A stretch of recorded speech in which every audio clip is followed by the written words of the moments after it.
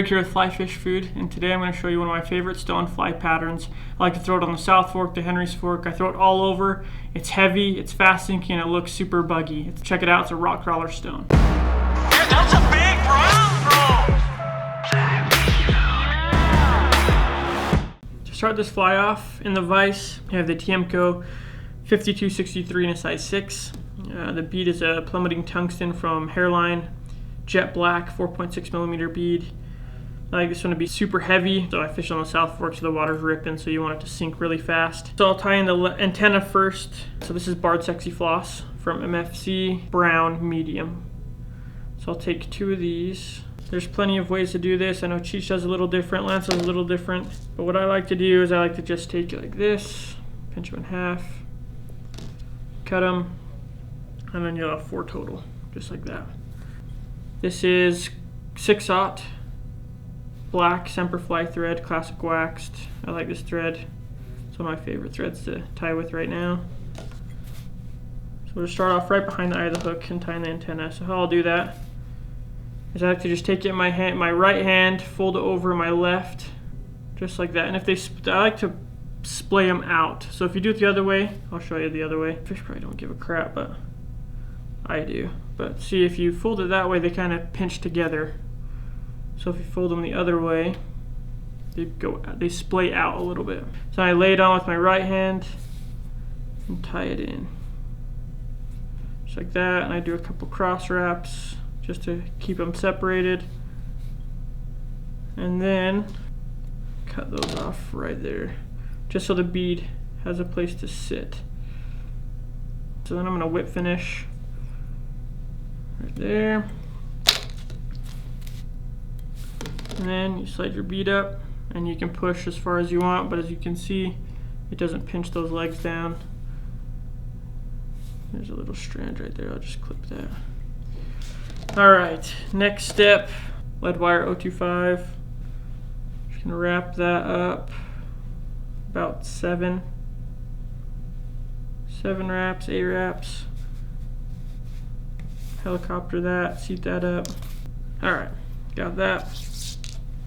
Now I'm just gonna build up a thread dam. I'm gonna put my thread in there because we'll be wrapping chenille over it, and we don't want the chenille to sit and separate in that lead wire, so I'll just build a thread dam, as Lance calls it in his Path to Rubber Legs tutorial. All right, now we're gonna work our thread all the way back to tie in the legs, or the tail, sorry.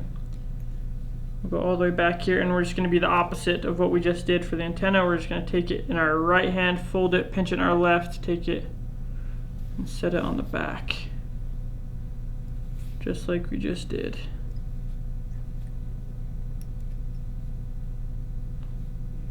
Pull it tight, boom, and that's splayed out just like that. And this one, you don't have to worry about that loop because you're not going to be pushing a bead up onto it. So I just lay it just like this. All right, so the next material, this is a super cool material. This is Scud Skin Medium 6 from Fulling Mill, 6 millimeter.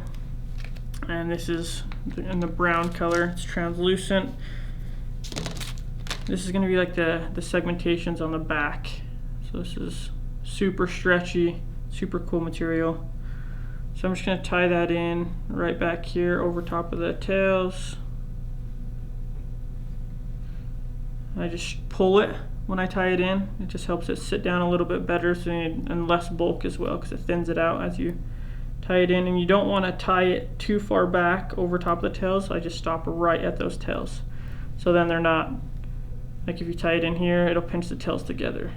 So just like that, and just lay it over the vise. If you have a material clip, you can stick it in that. All right, now the next material I'm going to tie in is the Chewy Worm chenille from Fulling Mill in black and in size medium. So it's this stuff right here.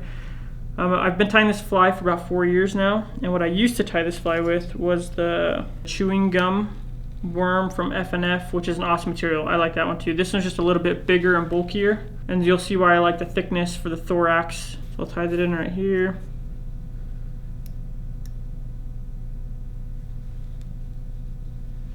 Lay that in, lay that down.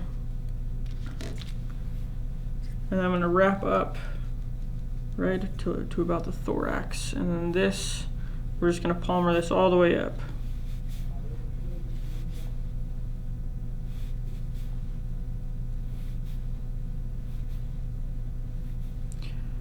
To where that thread is. Wrap that, catch it, tie that in. All right, and then here, it's a little tricky, so I like to use a little bit of super glue. But super glue, it's a little bit of a cheat, but it helps. You don't want too much super glue, just a little bit of super glue. Just like that. And then what that does is it allows this to grab on to that. When you're wrapping this, you just want to clip off these back fibers a little bit because they'll get trapped. Like I said before, the fish probably don't care, but I care. So it just helps when you're wrapping. So you'll lay that down and that super glue helps that. And you'll just keep wrapping this forward. And what this does is it looks like a super lifelike stonefly body.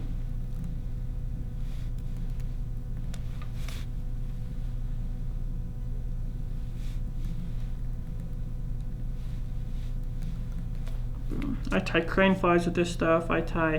You can do cased caddis with this technique, wrapping this over top of the chenille. It just looks super cool, super buggy.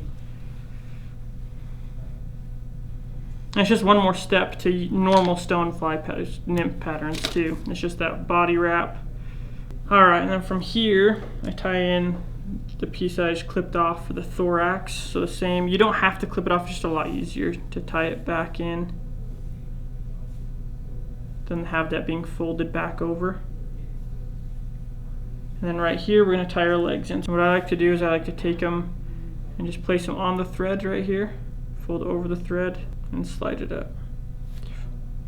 On the other side, you can do 2 at a time. I know Cheech is a master at these, but you know. Okay, and then from here we're gonna wrap one behind, split those. That's what's cool about the chenille is you can just split your legs however you want. And the chenille kind of helps the legs sit correctly. Wrap this all the way up behind the bead and tie that in.